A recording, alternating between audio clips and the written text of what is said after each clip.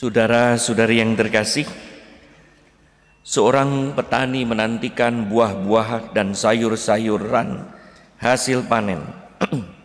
Demikianlah seorang peternak menantikan anak-anak dari ternaknya. Seorang pedagang menantikan untung dari usahanya.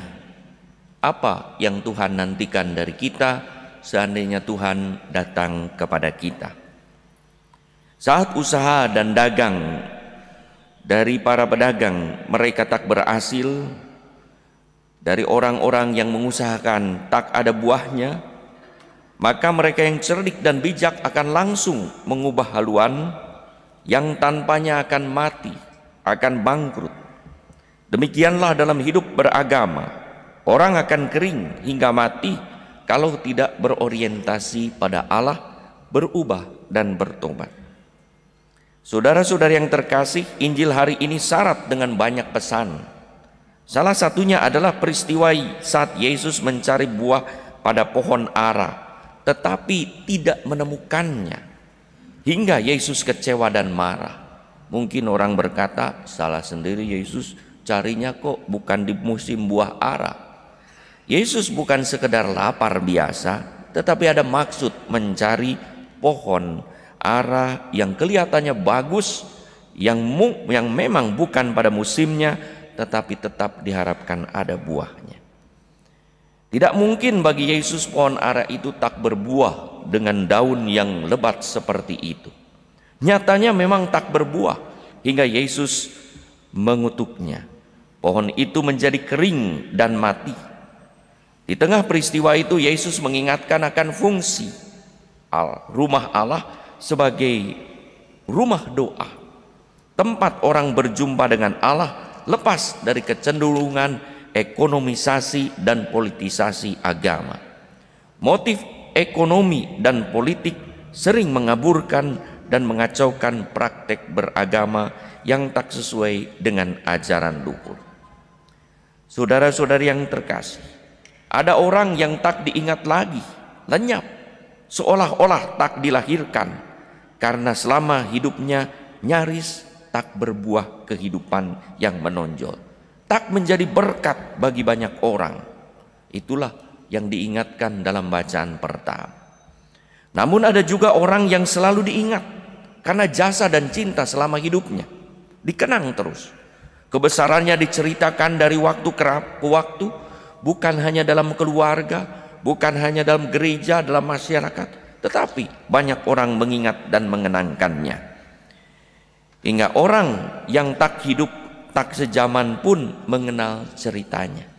Itulah kisah orang heroik, bagaikan martir yang rela menyerahkan nyawa demi iman dan demi keselamatan sesama. Maka banyak para martir yang kita tidak kenal tetapi sering disebut-sebut dan didoakan. Dan juga mereka yang patriotik bagaikan pahlawan yang rela mati demi bangsa, demi kesejahteraan rakyat Indonesia. Banyak pahlawan kita tidak kenal juga, tetapi terus disebut-sebut dan diungkapkan. Itulah juga kisah orang-orang kudus yang telah hidup berbakti kepada Tuhan dan sesama. Bagaimana dengan kehidupan kita?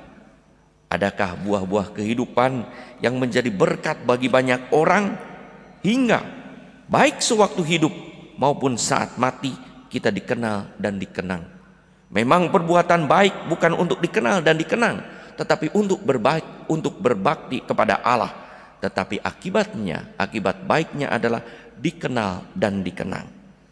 Mari kita menyediakan buah kehidupan yang dicari oleh Yesus, yang lapar melihat dan mengambil buah-buah kehidupan sebagaimana dikehendakinya dari kita.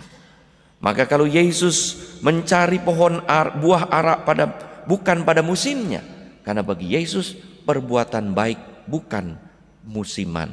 Perbuatan baik selalu dilakukan setiap saat.